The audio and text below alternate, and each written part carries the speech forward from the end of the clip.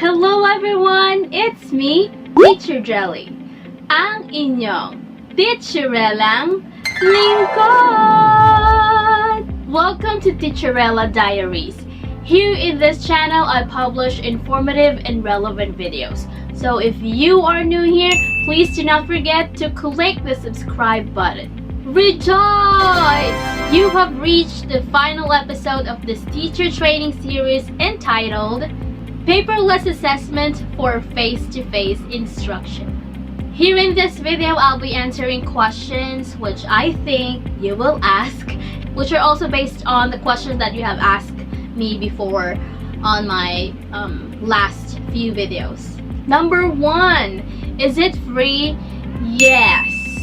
All of the features that I've shown you are free, but they have a pro version of this app. But I never paid, okay? Sa lahat ng pagkakataon na ginamit ko ang Plickers, hindi po ako nagbayad, alright? Because I was thinking, why would I pay if I can maximize the free version? I mean, there's nothing more I can ask from the free version, so I suggest wag na po kayo magbayad, okay? I-maximize na lang po natin yung libre dahil wala na naman tayong masyadong budget for that, alright? Libre ba siya? Yes. Walang subscription fee. Number 2, how to install. The steps are very simple. Just go to your Google Play Store, type Plickers, and then install. Number 3, ang medyo mainit na tanong. Can I use it even without internet connection? Yes! Pwede nyo pong gamitin ang Plickers offline. So, hindi po problema kung wala kang data sa loob ng classroom or kung walang free internet connection sa loob ng inyong classroom because you can still use Plickers even without internet. I'm really sorry about the noise. Meron na namang gumagawa sa labas. Merong parang welding. So, sorry po sa ingay. Anyways, let's just focus. Okay, so pwede siyang gamitin even without internet. But the limitation, if gagamitin mo siya ng walang internet, hindi mo po siya mapoproject sa iyong mga estudyante. Kasi nga, katulad po ng pinakita ko dun sa part 1, dun sa aming simple demo, meron akong mobile phone na may internet, tapos nag-login ako doon sa Plickers website para real-time nakikita ng mga estudyante yung kanilang mga sagot. But ayun nga, you can still use it even without internet. My suggestion for you is, gawa na lang po kayo ng PowerPoint na nandun yung tanong and yun po yung i-flash nyo sa screen. Tapos, yun, same process lang po is bigay nyo po yung mga cards nila, scan nyo po, and then there, you already have a result. Number 4, again, kahit po nasagot ko na po siya sa previous video, how many students can I add or how many students can participate? As I have mentioned, 63 ang alam ko po dahil yun po yung meron akong cards. 63 cards po ang meron ako and na-try ko pong gamitin ito sa 45 students and it worked. Number 5, why cellphone, not computer or not laptop? Kasi po, kaya po cellphone dahil cellphone ang gagamitin mong pang-scan. Mahirap naman po siguro na yung laptop mo i-gaganun-ganun mo po, diba? So, cellphone kasi mas handy siya and mas mabilis siyang gawin. Now, we go to the limitations.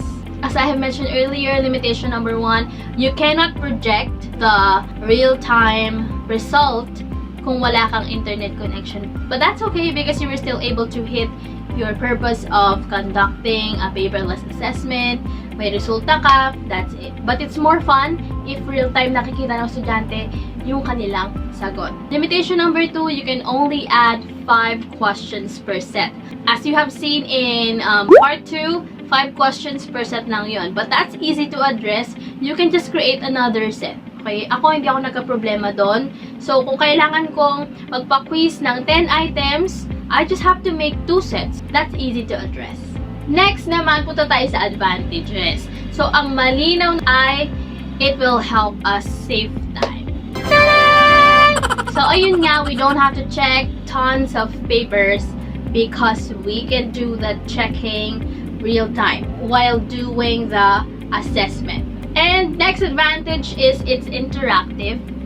I assure you, if you're gonna use this for your demo or kahit sa usual classroom session, students will have fun. Matutuwa sila. What I observed is that they had fun and natuwa sila na ma-discover na with these just piece of papers, they can answer and their answers will be recorded real time. And next and last advantage, I think, is that results can be printed or copied. Tulad po ng pinakita ko, pwede nyo pong i-download yung CSV file, yung Excel na file. So, kung meron po kayong separate na class record file, ikakopy nyo na lang po yung score, i-paste nyo doon sa class record nyo, tara, you're done. Yay! We were able to make it. Thank you for staying with me up until this part of the series. But wait, there's more. If you want to know more about free apps and free sites for teachers, watch this video. I have published this video a long time ago. So makikita nyo dyan, parang ang payat-payat ko. Yeah, I mean, not really a long time ago, but that was last year. So anyways, ang dami ko sinasabi, click nyo na lang po yan. Just watch that and you will learn more. And comment down below if you want me to make another tutorial about the free apps and free sites na binanggit ko po dyan. Like, share this video, and please do not forget to subscribe. I'll see you again next time. Bye-bye!